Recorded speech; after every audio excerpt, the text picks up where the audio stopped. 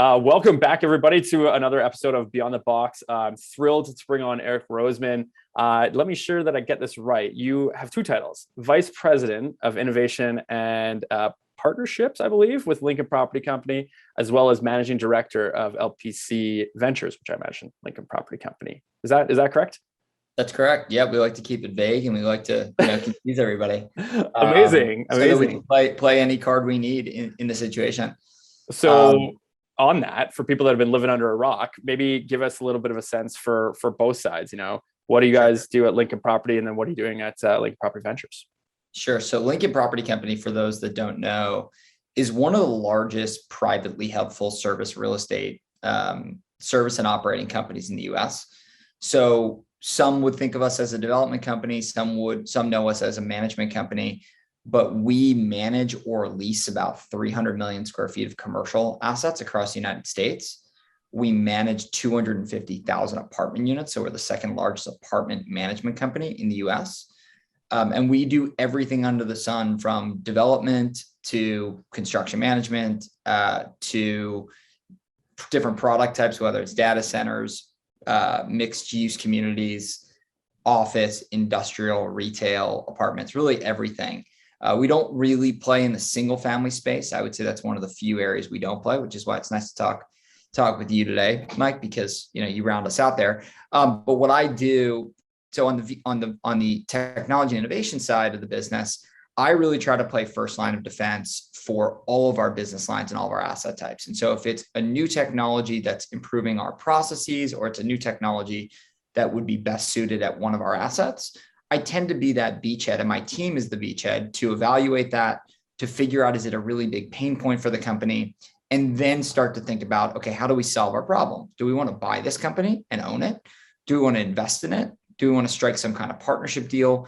Or do we feel like we have an advantage to go build technology ourselves to solve that problem? So that's kind of the sort of the corporate role. What we realized early on was that a lot of the entrepreneurs and founders that were approaching us were building fantastic teams and attracting capital. And we believe in specialization, and we know we're a great real estate services company. I am not under the opinion that we should be building technology ourselves, unless there's a very rare case, and we haven't come across that yet. And so the option that made the most sense, that we tend to lean on most, was to invest. And so once we started making a number of investments, I said, it probably makes sense for us to create an identity for the Lincoln arm that makes investments. And I did that for a number of reasons, but from a branding and a marketing and attracting good companies, it makes sense to have a separate identity that people view you in the ecosystem as a real investment shop. And so we spun up LPC Ventures to really be that entity that invests in early stage technology businesses. And so we've done investments that are as early as the first money in to get a founder off the ground, all the way to really strategic companies that are late stage that we just say we have to be associated with this business. So corporate side, technology, first line defense, managing partner of the venture effort, because it's really sort of day to day what I've built. Amazing. There's so much there, and I can't wait to dive in on both. So I'm just going to stay focused on the corporate side first to go there. So a couple of things that kind of have been really, I guess, trending and emerging more and more. Obviously, number one is the impact that COVID's had, and then number two, the really renewed focus on climate. So given your chair on innovation and technology, how are you viewing both of those right now, given sort of that corporate lens? Yeah, so our business is unique because we like to play this glove that fits the hand, where our clients are large institutional real estate owners. So whether that's USAA or Goldman Sachs or Invesco or PGIM, they all have their own opinion, and that they have their own corporate goals and mandates around sustainability and ESG. And so our opinion is formed by the amalgamation of, the dozens of clients we work with. And what we've started to see is obviously certain things that emerge as consistent across all of our clientele. And so when you start hearing things like, hey, we need to collect ESG data on all of our properties, well, then of course we started to say, if you work with Lincoln Property Company, we help collect data on all of our properties. Another thing was air purification and air quality. we started to hear that constantly from all of our clients, making rooms in their budget for it. And it's starting to get to the point of there are certifications that include that in the checklist. And so we tend to say, as part of our strategy for when we buy a new property or to retrofit a building, we're going to look at the air quality and how to monitor that. We don't have any sort of corporate, goals that certain other operators have set, whether it's net zero by 2050 or anything like that. We're still trying to formulate that, but I think where we stand is we're best suited when we can be the execution partner for any of our clients who say, hey, we want to have renewable energy sources at all of our Class A office buildings. Well, great, we'll make that happen. And we have certain strategies and certain partners. And then on the investment side, we've heard sort of these trade wins, and then we've started to make some strategic investments in, software companies that collect this data, or energy efficiency software companies to make our buildings more efficient, or electric vehicle charging businesses to partner with all of our assets. And so we are the glove that fits the hand on sustainability, but we've really made it a focus because that's what our clients care about. And so that's what we care about. So it's fair to say then that as you articulate, that your sort of what you're looking for is really cultivated by your customers, right? And so what their needs are. Because as an outsider, sometimes you look and you're like, wow, 3 million or 300 million square feet, right? Like if only I could get my technology into somebody like that. But what I'm hearing is, even from that perspective, every sort of client may have different needs.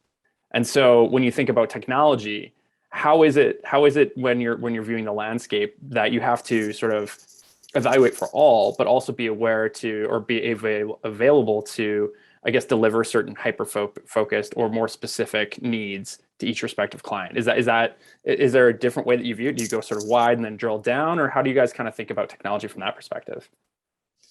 Yeah, it's tough because so many people look at Lincoln and they go, oh, great, if I can sell into Lincoln, they'll just click a button and deploy it across 300 million feet. Exactly. The silver bullet. Yeah. And so I'm constantly playing defense to that of like, hey, every building is a snowflake, right? Every client is a snowflake. Everyone's got different budgets. Everything's situational. We're in different cycles. Tenants in each building are different, right? So the situation is constantly different. And so my approach, whether right or wrong, has been, let me know what is out there across the board, and then pick and choose for each building what I think is the right appropriate solution. So I have groups that come to me, even internally, and they're like, well, what's the Lincoln standardized technology package?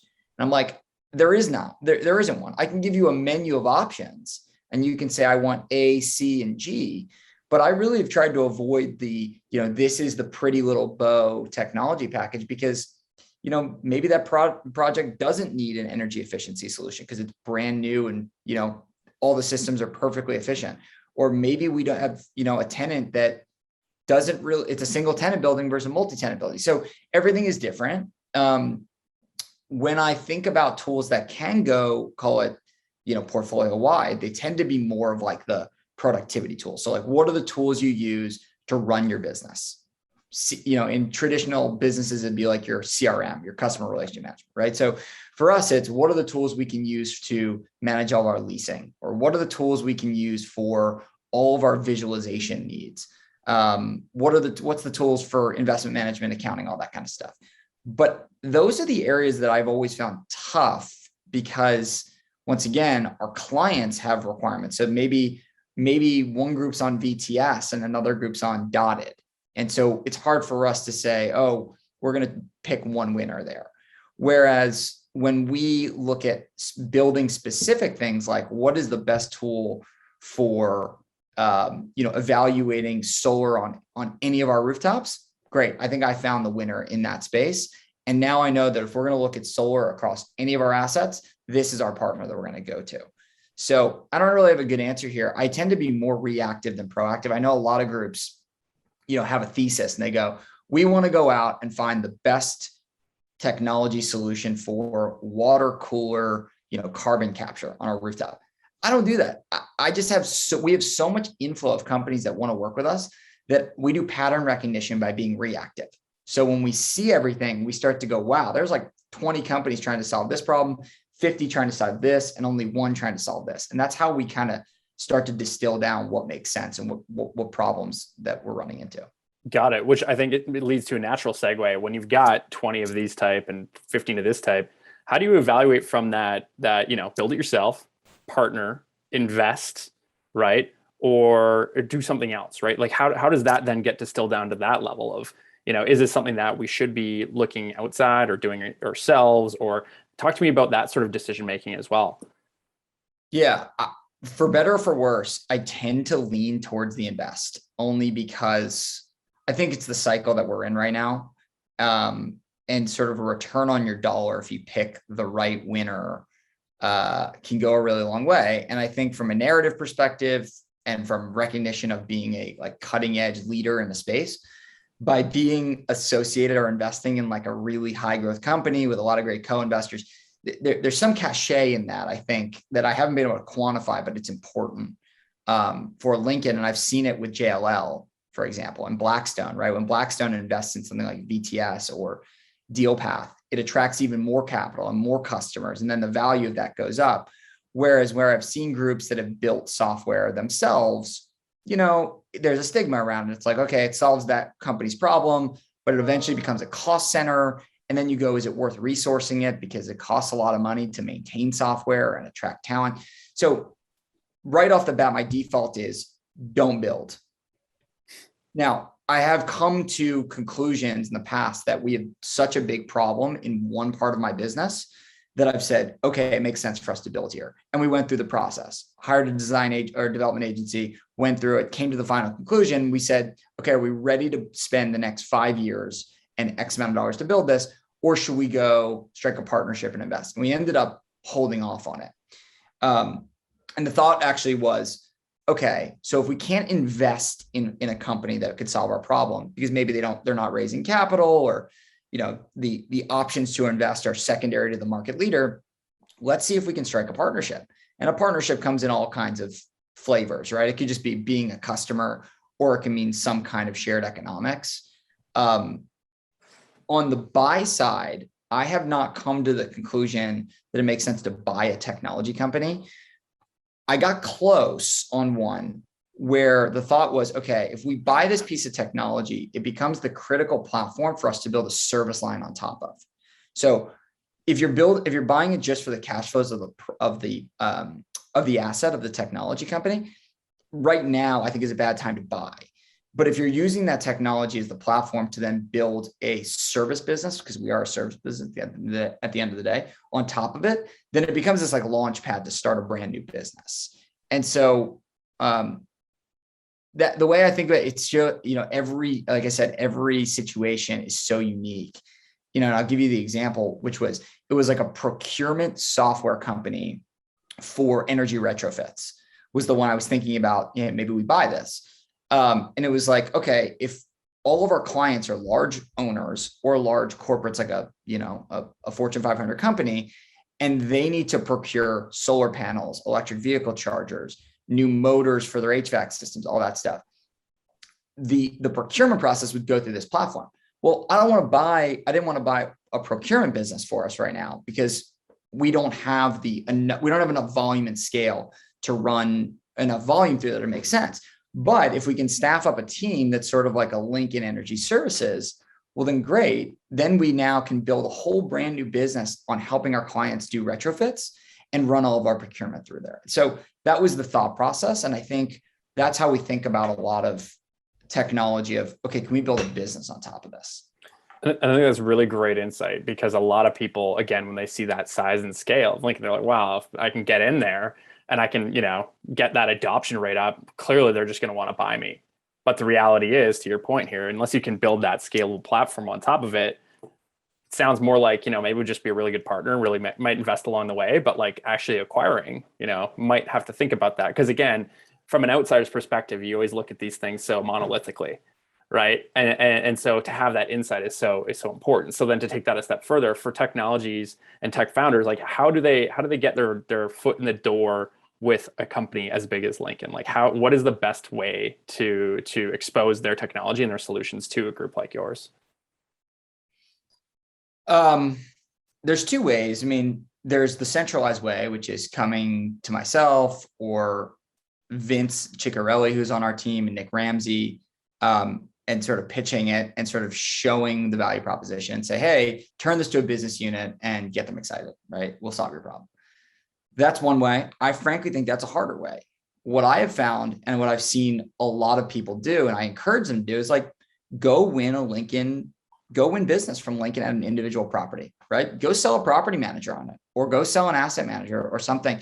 And then if I hear about it later that, hey, you're working with 3 of my different regions, well, then I'm going to be really excited to go meet the company and learn more about it and see if there's a way to even go, more nationwide. And so I think a lot of people want to do the top down because that's sort of what you're taught, which is, go from the top. And then if it works, you set a pilot and you go, sort of across the country. The reality is sort of that bottoms up approach, while it's a bit more inefficient from a distribution standpoint, can be really successful. And I've seen, and I don't get in the way. I think there's a lot of like technology executives that will sort of get frustrated by that because they want to streamline that process to say, hey, it should all come through us. We should budget it. That's just not the way Lincoln works. We really empower everyone to make their own decision and to find the solutions that solve their problems. And so I want entrepreneurs to approach our properties and get them using new tools, and then me hear about it secondhand. I would like to have more of my internal folks calling me saying, hey, you need to see this. We just rolled this out across 5 properties. That'd be awesome. That's huge advice, because then from that perspective, you've got the case studies built internally, which to your point then now allow you to justify that conversation much easier if you're going to contemplate maybe a larger scale pilot.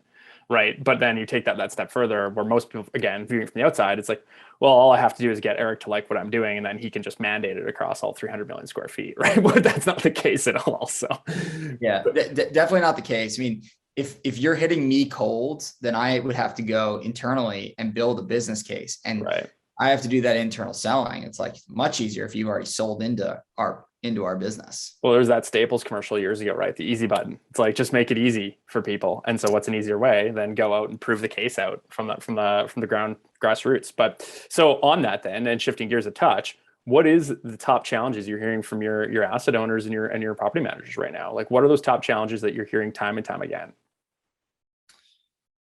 We hear a lot of challenges just around, duplicative work and things not being able to speak to one another and data not being clean, right? So it's, hey, why do I have to do this report? It's already in this system, but the client wants it to be shown this way, right? So there's a lot of manual work in this industry. And I think that's one of the challenges that come with being a service provider.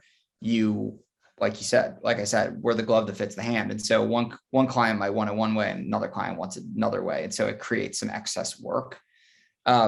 That's, again, I think is a problem in probably every industry where you're a service provider to clients.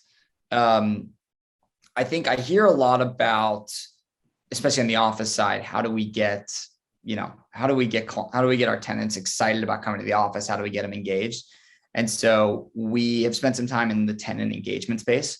And this is the same conversation you have on the multifamily side too, which is how do you create community at a building? It's not as easy as just launching a building app and putting some amenities on there and some some discount codes. Like that's helpful and that's the start. But community is this elusive thing I think we're all trying to figure out for our buildings. And, we've made an investment in that space with a group called Equium, which we think is a fantastic solution. But, not every property does it work in earnest. I mean, you need scale, right? So if you had a big apartment community or a big office building, your chances of success to create community are higher. But if you're in a smaller building, I don't know. I don't know how you create community there. What else do we hear? All the stuff around energy efficiency and ESG is, I wouldn't say a problem we continue to hear, but it's the focal point. Right. And what are the things that we can do to, lower our carbon emissions? I'm hearing a lot about embodied carbon. That's kind of what people are talking about right now, which is the amount of carbon used in producing the materials we use to build, and being able to track that. Winning new business is always the biggest thing for a company like us, is trying to figure out, what are the ways we can properly show all the great work we've done to prospective clients, right? Landlords, and how do we get them to understand that we're a special place? So those are classic, I think, business problems or business focal points that I hear. I love it. So then given all of that and the lay of the land, what do you think in 5 years from now will be pretty much in every building or in every property that isn't there now?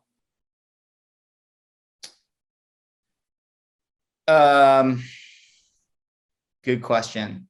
I'm a little stumped on that because you hear like these integrated solutions of a smart office, right? So like being able to, I don't know, order your food directly from your phone, and then, being able to do basically everything. Okay, here's my answer for you, because this is easier. Yeah.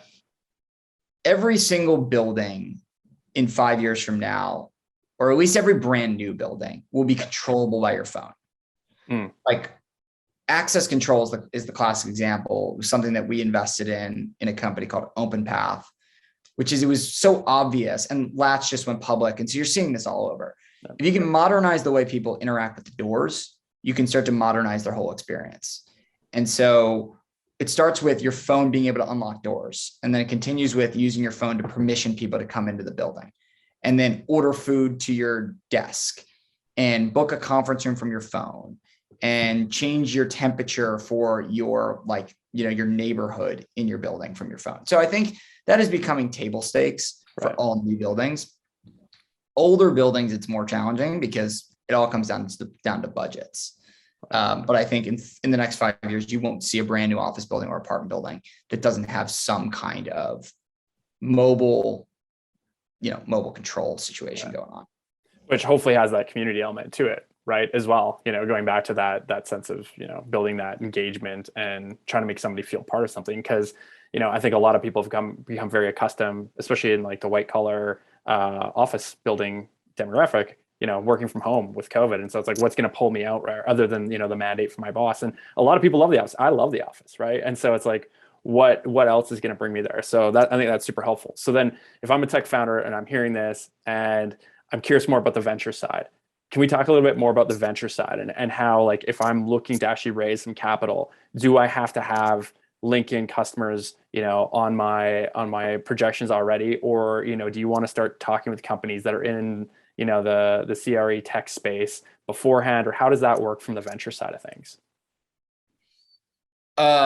Well, I think so it was the first question, do I have to have LinkedIn as a customer? Yeah. I mean, I think it always helps to have logos as customers, right? And have development partners that are notable names. It's certainly easier to attract new business if you're already working with a Heinz or a Lated, Tishman Speyer, a Lincoln, you name it, to then attract sort of the smaller long tail of customers.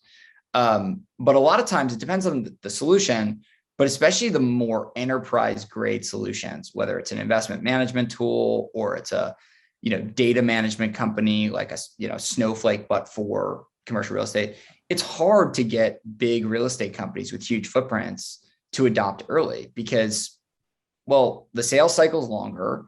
There's more stakeholders to get aligned, and, the willingness to handle failure or a start-stop process is quite low. And so it tends to be easier to get the smaller owners, the smaller developers, the smaller managers to adopt first. But I think what's cool about Lincoln is we've shown that we're willing to be an early development partner and being willing to take early risks. And listen, we've had losses. I mean, that's the venture business. We put our name on something that wasn't product ready. We would have been one of the first customers in the market. And then COVID hit and it destroyed the business. But that's, you live and you learn. Whereas a lot of some of the bigger groups, the biggest groups, I don't think are willing to take that level of like first customer pilot, risk. So I think if you're building a technology solution, you come to a group like Lincoln or you come to a group like JLL or whomever, and they're willing, or Colliers is another one that I know they have an accelerator. And they're willing to, take a risk on you and be a pilot customer and open up the door to all their clients. I mean, that's a godsend to some extent to launch pad you. Right. There's so many accelerators out there right now, right? Whether it's Suffolk Construction on the construction tech side, or it's the classic prop tech accelerators like Metaprop and Modern Ventures, that they all have captive LPs that are coming to those, coming in as mentors or coming to the demo days, that I think you just need one of them, at least one, to sort of jumpstart you. It's hard to kind of come in cold, right, and build something and just start selling. I mean, I'm a bit biased here, but I do think it's helpful to have a strategic investor or a strategic accelerator get you off the ground. So with all that being said, doing all the homework and having all my ducks in a row, I've got a couple of case studies. What's maybe one or two pieces of advice you would give to tech company founders that are trying to approach the space outside of what we've already said there? What's one piece of advice? Don't call the industry a bunch of old gray-haired dinosaurs. Classic. A lot. I think,